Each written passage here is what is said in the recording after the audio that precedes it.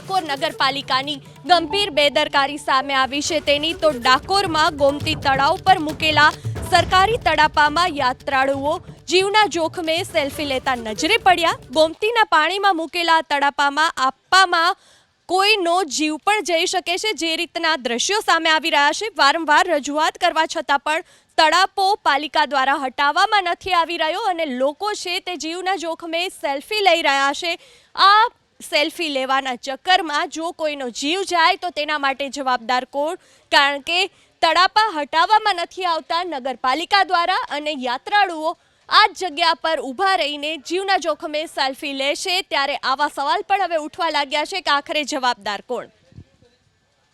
સુપ્રસિદ્ધ યાત્રાધામ ડાકોરમાં હજારો ભક્તો મુલાકાત લેતા હોય છે, ત્યારે પવિત્ર ગોમતી તળાવનો પણ મુલાકાત લેતા હોય છે। દ્રશ્યોમાં તમે જોઈ શકો છો કે જીવના જોખમે લોકો અહીં આગળ સેલ્ફી પડાવતા હોય છે, પરંતુ ક્યાંક ને ક્યાંક જે તંત્ર છે તેની આંખ નથી ખુલતી।